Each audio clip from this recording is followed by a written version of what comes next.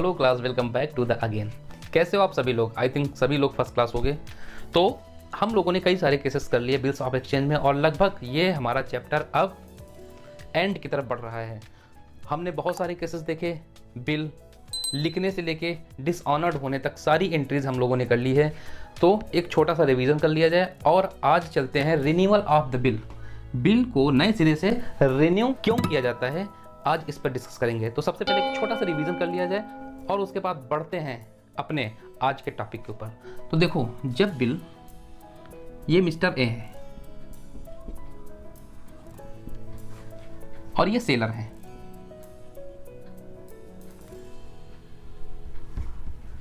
अच्छा सेलर हैं और इन्होंने गुड्स उधार बेचा और बी को, मान लो बी को इन्होंने गुड्स उधार बेचा है, ये बी है,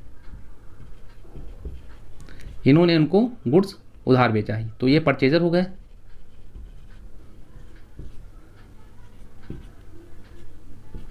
ठीक है, अब देखो इन्होंने इनसे एक बिल साइन करवा के रख लिया अपने पास में। अच्छा, जब इन्होंने बिल साइन करवाया तो जैसे ही बिल इनको रिसीव हुआ, इनके पास में कितनी पावर आ गई? 4 पावर। जब बिल रिसीव हो जाता है तो सेलर के पास में या ड्रॉवर के पास में 4 पावर आ जाती हैं। कौन कौन सी 4 पावर होती हैं? नंबर 1, ये हाथ देख रहे हो, ये हाथ है। नंबर 1 क्या हो? या तो बिल खुद होल्ड कर लें अपने पास में और ड्यू डेट पे जाके बिल देके पेमेंट रिसीव कर लें, किससे? बी से। या फिर ये बिल किसी को इंडोर्स कर दें। सारी बातें पढ़ चुके हैं, ठीक है, सब कुछ पढ़ा है हम लोगों ने। तो एक रिवीजन हो रहा है, जिसको जिसको नहीं पता है, चीज़ें थोड़ी थोड़ी दिमाग से मिस हो रही हैं, तो फिर से एक बार याद आ जाएंगे। बिल को इंडोर्स कर देता है किसी थर्ड पार्टी को, या फिर थर्ड नंबर ये क्या करे? डिस्काउंट करवा ले बैंक से, बैंक से डिस्काउंट करवा ले, या फिर बैंक भेज दे कलेक्शन के लिए, बैंक भेज दे कलेक्शन के लिए। तो अगर जो होल्ड करता है सेलर अपने पास में बिल और ड्यू डेट पे बी के पास जाता है पेमेंट वसूल करने के लिए और ड्यू डेट पे पेमेंट हो जाता है, तो बिल हो जाता है ऑनर्ड, और ऑनर्ड हो जाता है तो वैसे ही यहाँ पे इनसे हमारे सारे रिश्ते खत्म हो जाते हैं। या फिर इंडोर्स किया थर्ड पार्टी को, तो थर्ड पार्टी जाएगा रिसीव करने के लिए और बिल ऑनर्ड हो जाता है, तो कोई दिक्कत यहाँ तक नहीं थी। डिस्काउंट के भी केस में यही था कि बैंक जाएगा फाइनली बिल के अगेंस्ट पेमेंट रिसीव करने के लिए, और कलेक्शन के भी केस में बैंक ही जाता है बिल के अगेंस्ट पेमेंट रिसीव करने के लिए। और इन सारे केसेस में बिल ऑनर्ड हो गया। क्या हो गया? बिल ऑनर्ड हो गया। बिल यहाँ पे ऑनर्ड हो गया, तो जैसे ही बिल ऑनर्ड हो गया, इनसे बी से ए के सारे रिश्ते खत्म हो गए। बट यदि बिल डिसऑनर्ड हो जाता है, तो पहला केस था ऑनर्ड और ये सारे कंडीशंस आ गई थी ऑनर्ड के केस में। नंबर 2 क्या था? जब बिल डिसऑनर्ड हो जाए, बिल डिसऑनर्ड हो जाए, तो डिसऑनर के केसेस में भी सारे कंडीशंस ये होती हैं, ठीक है। या तो बिल वो होल्ड कर लेता है, या इंडोर्स कर देता है, या कलेक्शन के लिए भेज देता है बैंक, या डिस्काउंट के लिए बैंक में दे देता है। तो सारी कंडीशन वही होती हैं, बस सिचुएशन थोड़ी सी चेंज हो जाती है कि यहाँ पे ड्यू डेट पे ऑनर्ड हो रहा था और यहाँ पे डिसऑनर्ड हो रहा था, ठीक है। अच्छा, डिसऑनर्ड होगा तो इनसे रिश्ते बराबर बरकरार रहेंगे, इनसे रिश्ते हमारे ख़त्म नहीं होंगे। हमारे से मतलब है सेलर के रिश्ते इनसे ख़त्म नहीं होंगे बी से। तो ऐसे केसेस में क्या होता है कि बहुत सारी कंडीशंस आ गई थी, हम लोगों ने देखा था कि डिसऑनर के केस में एंट्रीज उल्टा चलनी स्टार्ट हो गई थी, तो वो हो गया डिसऑनर्ड। हाँ, अब इसके बाद में बिल का रिन्यूअल होना, बिल को नए सिरे से लिखना, रिन्यू करना। तो पहली तो कंडीशन हो गई, बिल रिन्यू कब होगा? जब बिल डिसऑनर्ड हो जाता है, तो नया बिल फिर से लिखा जाएगा, तो बिल रिन्यू हो गया। एक कंडीशन और होती है कि ड्यू डेट से पहले ही मिस्टर ए के पास आ जाएं और बोल दें कि ड्यू डेट पे हम पेमेंट नहीं कर पाएंगे, कुछ मोहलत और दे दी जाए, तो पुराना बिल हटा दो और नया बिल नए सिरे से लिख दिया जाए। तो ऐसी सिचुएशन में भी यदि ए इनकी बातों से सहमत हो जाता है, इनकी बातों को एक्सेप्ट करता है, तो फिर से एक नया बिल यहाँ पे लिखा जाएगा। इसी को बोलते हैं बिल का रिन्यूअल करना। तो चलो आज की क्लास स्टार्ट करते हैं और देखते हैं रिन्यूअल ऑफ द बिल का एक question. B owe to A rupees 60,000। B किसका बकायेदार है? ए का 60,000 रुपीज से बी ए का बकायेदार है। On 1 January 2017 on the same date A drew upon B a bill for the amount at 2 months and B return the bill duly accepted. Same date में A ने बी के ऊपर एक बिल ड्रॉ किया 2 month के लिए, ठीक है, और बी ने उसको एक्सेप्ट करके ए को रिटर्न कर दिया। A got the bill discounted at his bank at the rate 50% per annum. ए ने क्या किया? वो बिल डिस्काउंट करवा लिया, पैसे की जरूरत रही होगी तो उसने बैंक से अपने डिस्काउंट करवा लिया 15% इंटरेस्ट देकर। Before the bill was due for payment B told A. अब देखो क्या हुआ, बिल की ड्यू डेट आने से पहले ही बी ने ए से कहा he was not able to pay the full amount and request to A accept 20,000 immediately. उसने कहा कि मैं ड्यू डेट पे अमाउंट पे करने में सक्षम नहीं हूँ, पर उस के बदले मैं 20,000 रुपये पहले दे रहा हूँ आपको immediately and Drew upon him another bill, और एक दूसरा बिल। तो क्या किया बी ने? एक रिक्वेस्ट किया कि मैं 20,000 तो आज आपको दे रहा हूँ क्योंकि मैं ड्यू डेट पे पेमेंट करने में सक्षम नहीं हूँ, और जो रेस्ट पे अमाउंट है उसका एक बिल नए सिरे से लिख दिया जाए और वो 2 महीने के लिए हो। तो जिस डेट को ये खत्म हो रहा था उसी डेट से ही आगे बढ़ जाएगा, ठीक है। 2 महीने का पहले बिल था, बट उस डेट से पहले उसने रिक्वेस्ट की कि वो बिल हटा दिया जाए और उसी तारीख से एक नया बिल लिख दिया जाए। अब देखो क्या हुआ, 2 months and together with interest eight the rate 18% per annum. B ने ए से कहा कि जो रेस्ट अमाउंट है उसके साथ में 18% का इंटरेस्ट भी आपको दूंगा। ए अग्रीड, ए का प्रॉफिट था, इसमें सहमत हो गया। The second bill was duly met, दूसरा बिल मेट हो गया। Give the journal entries in the books of A and B both, मतलब ए और बी दोनों की बुकों में जर्नल एंट्री करने के लिए क्वेश्चन ने कह दिया है। अब देखो कैसे होगा ये क्वेश्चन। देखो सबसे पहले ए एंड बी 2 पार्टी थी, ए एंड बी ये 2 पार्टी थे।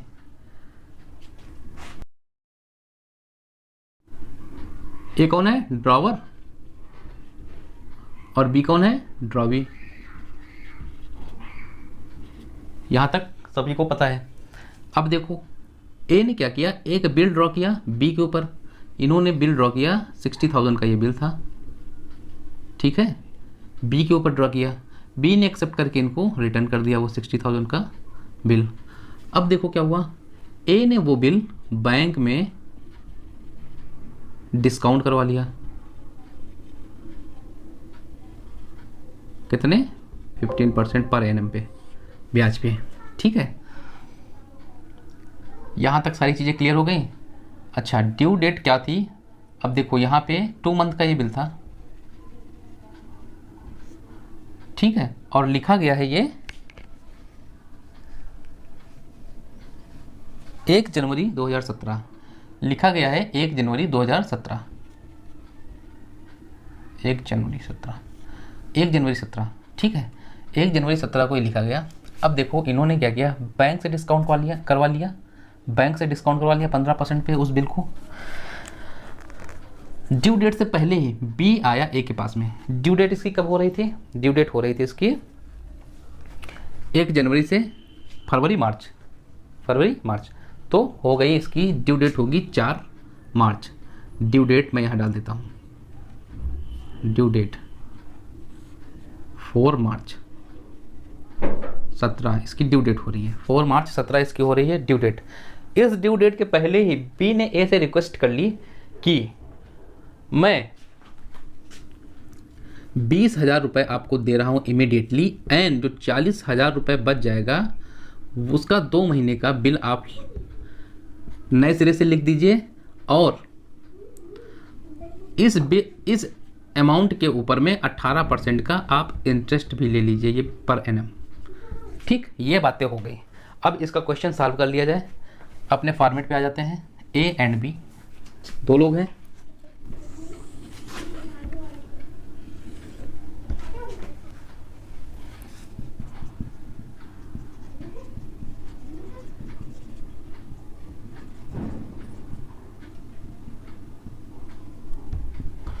in the books of A and in the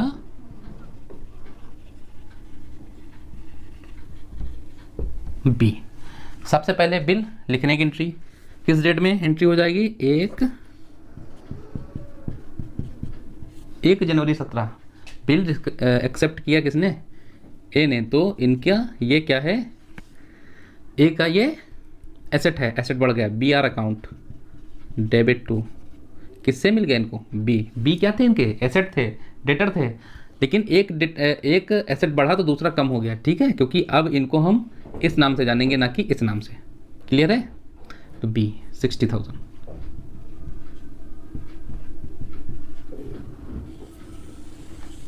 यहाँ पे क्या एंट्री हो जाएगी बी के बुकों में? बी का ए कौन है? लेनदार, क्रेडिटर है। क्रेडिटर लाइबिलिटी होती है, लाइबिलिटी का कम होना, डेबिट कर देना। ए को ये डेबिट कर देंगे, एज अकाउंट डेबिट टू। अच्छा देखो, जो बिल्स पेबल इनकी लाइबिलिटी है, अब ये ए को इस नाम से ना जान के बिल्स पेबल के नाम से जानेंगे, टू बिल्स पेबल अकाउंट 60,000।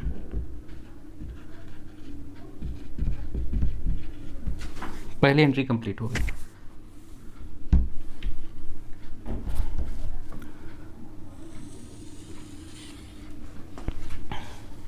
अब देखो, इनको जैसे ही वो बिल मिला, इन्होंने बैंक से डिस्काउंट करवा लिया 15% पर एनम पे, तो 60,000 का बिल था, इनके पास से बिल आज कम हो जाएगा, ठीक है। और कहाँ गया? बैंक। बैंक से डिस्काउंट करवाया तो बैंक इनको पैसा नहीं देगी, क्या करेगी? इनके बैंक अकाउंट में पैसा वो ट्रांसफ़र कर देगी, इनका बैंक अकाउंट पड़ जाएगा, क्योंकि बैंक एसेट होता है। तो bank account debit to bill चला गया बी आर अकाउंट। थोड़ी सी मैंने जगह छोड़ दी है, किस लिए छोड़ी अभी बताता हूँ। कितने का बिल था? 60,000 का। अच्छा, बैंक ने जो कलेक्शन किया, सॉरी, बैंक ने 60,000 का आज बिल ले लिया, लेकिन बैंक को पेमेंट आज नहीं मिलेगा, बैंक को 2 महीने के बाद पेमेंट मिलेगा। तो बैंक ने इंटरेस्ट लगाया उसके ऊपर 15%, तो 15% बैंक का तो वो इनकम हुई, सीधी सी बात है। जो 60,000 आपको 60,000 के अगेंस्ट जो पेमेंट आज वो कर रहा है बिल के अगेंस्ट, उस पर वो इंटरेस्ट लगाएगा, वही उसका बेनिफिट होगा। इंटरेस्ट ए के लिए क्या है? नुकसान है, घाटा है या एक्सपेंस है, ठीक है। तो एक्सपेंस इनका इंक्रीज कर जाएगा, तो एक्सपेंस का बढ़ना, डेबिट करना, डेबिट कर दो। एक्सपेंस क्या है? Interest, interest account debit and to B R account. देखो 60,000 रुपये का बिल था, 15%, और ये पर एनम है, 15% जो है ये पर एनम है, तो 2 महीने के लिए निकाल लो, क्योंकि बिल 2 महीने के लिए हमने बैंक को दिया, तो इंटरेस्ट भी बैंक 2 महीने का ही काटेगी। 2 किसमें? 12 में 2 महीने। अब सॉल्व कर लो इसको।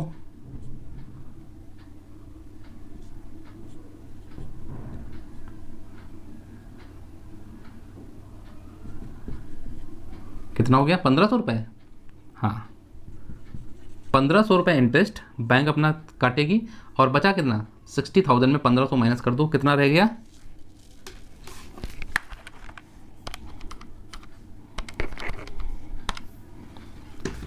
58,500। तो 58,500 बैंक इनके ए के अकाउंट में ट्रांसफ़र कर देगी, और 1,500 रुपये वो अपना इंटरेस्ट चार्ज कर लेगी। 1 जनवरी को ये किस्सा हुआ। बी अनजान था कि एक बिल कहाँ पे है, बी को तो कुछ पता ही नहीं है, बी तो अनजान है। हाँ, ड्यू डेट पे जो पेमेंट कलेक्ट करने आएगा वो क्या करेगा? वो बिल लेके आएगा, तभी वो उसका पेमेंट करेगा, वरना बी पेमेंट करने वाला नहीं है। अब आगे देखो क्या हुआ। ड्यू डेट आने से पहले ही बी ए के पास गया, और रिक्वेस्ट कर ली, और इसने एक्सेप्ट भी कर लिया। क्वेश्चन में क्या है, फिर से पढ़ लो। Before the bill was due for payment, B told A that he was not able to pay the full amount and requested A to accept rupees 20,000 immediately, and drew upon him another bill for the remaining amount for 2 months together with interest 18% per annum.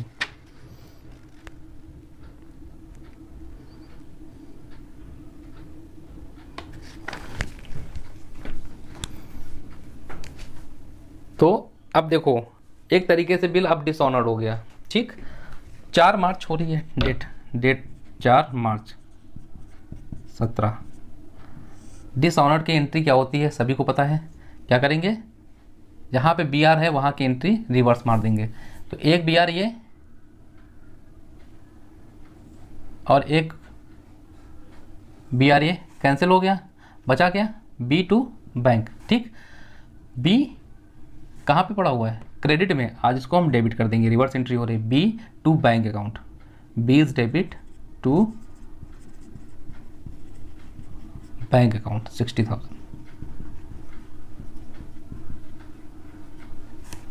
ठीक। अब यहाँ पे एक ये समझो noting charges नहीं, वरना वो भी लगाते हैं।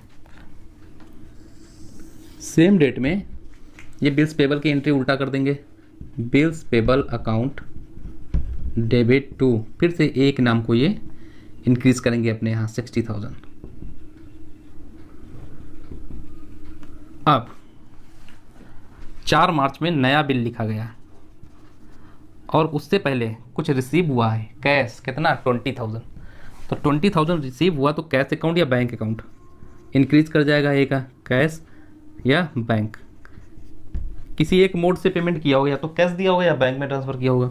तो जो भी ट्रांसफ़र किया होगा उसका नाम, सपोज दैट यहाँ मान लो कैश दिया उसने, तो कैश अकाउंट डेबिट, क्योंकि कैश एसेट है, एसेट इंक्रीज कर रहा है तो डेबिट कर देंगे, कैश अकाउंट डेबिट टू, किससे मिला B से, कितना 20,000। इसने क्या किया, पेमेंट किया है, किसको, A को। A जो इनकी लाइबिलिटी है कम हो रही है कितने से, 20,000 रुपये से। A डेबिट टू, किसको दिया है, क्या दिया है, कैश दिया है, कैश अकाउंट, कैश एसेट होता है इनका, कैश कम हो रहा है तो क्या करेंगे, क्रेडिट कर देंगे, कितना 20,000 से अपनी लाइबिलिटी को ये आज कम करेंगे। बचा कितना अमाउंट, कितना अमाउंट बच गया 40,000। कैसे देने के लिए बात बोल रहा है, 2 मंथ के लिए, फिर से बोल रहा है 18% पर एनम पे क्वेश्चन। तो अब क्या होगा, 4 मार्च को ही एक नया बिल लिखा गया, फिर से नया बिल लिखो। तो BR अकाउंट रिसीव कर लिया इन्होंने, डेबिट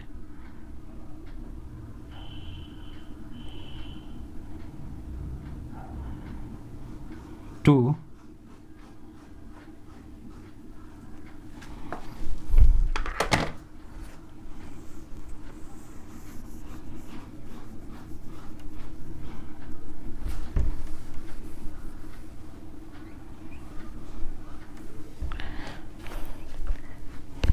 क्लियर है यहाँ तक, ये क्लियर हो गया। अब देखो इंटरेस्ट देने की बात कर रहे हैं, कितना 18% पर एनम। क्वेश्चन में लिखा हुआ है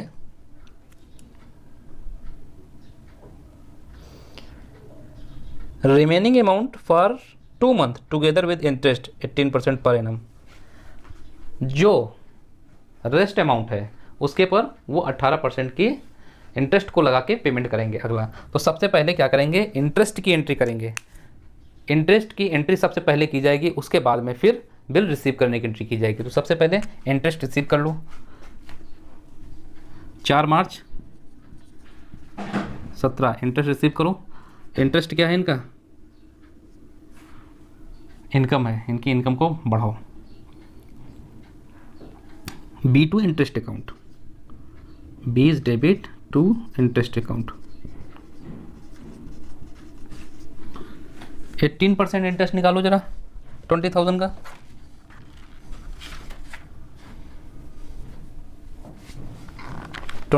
का। सॉरी 40,000 का इंटरेस्ट निकालो। रेस्ट अमाउंट कितना है 40,000, 40,000 का 18% 7200 रुपये हो गया। 40,000 का 18% कितना हो गया 7200। तो 7200 तो हो गया पूरे साल के लिए, लेकिन पूरे साल में हमको चाहिए कितने महीने का, केवल 2 महीने का ही केवल इंटरेस्ट चाहिए। तो इसको कर दो 2/12 divide multiplied by 2 divide by 12, तो कितना हो गया 1200 रुपये। इंटरेस्ट 1200। इन्होंने इंटरेस्ट दिया, इंटरेस्ट इनका एक्सपेंस हो जाएगा। इंटरेस्ट अकाउंट डेबिट टू, किसको दे रहे हैं ये, ए को, 1200।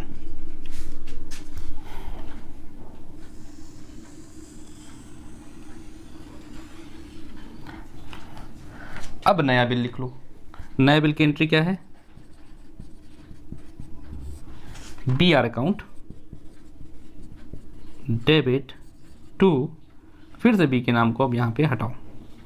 ठीक, अब कितना पैसा वसूलेंगे, तो 40,000 ये प्लस 1200 रुपये और ऐड कर लो इसमें, तो कितना हो जाएगा ये 41,200। अब ये जो बिल लिखा गया वो 41,200 का लिखा गया, और ए बी से लेगा अब इतना पैसा। ए को अब ये कितना देंगे, A debit to bills payable account 41,200, ये अमाउंट अब ये ए को देंगे। अब ये वाला बिल क्वेश्चन में है, the bill was duly met, ये वाला बिल जो 4 मार्च 17 को लिखा गया वो मेट हो गया। 2 मंथ की अवधि का था ये बिल, तो 2 मंथ इसके पूरे हो रहे हैं 4 मार्च से, जोड़ लीजिए, मार्च अप्रैल मई, तो 4 मई प्लस 3 दिन और जोड़ लो तो 7 मई, तो 7 मई 17 एंट्री बना लो। बिल गया तो क्या आ गया इनके पास में, बिल की जगह पे cash, cash account debit to, आज बी आर कम हो गया, बी आर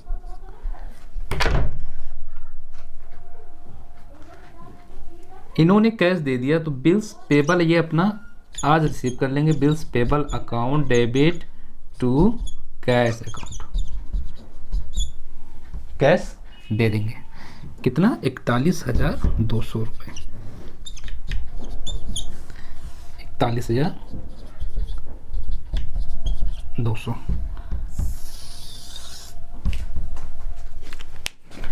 तो क्वेश्चन कंप्लीट है ये।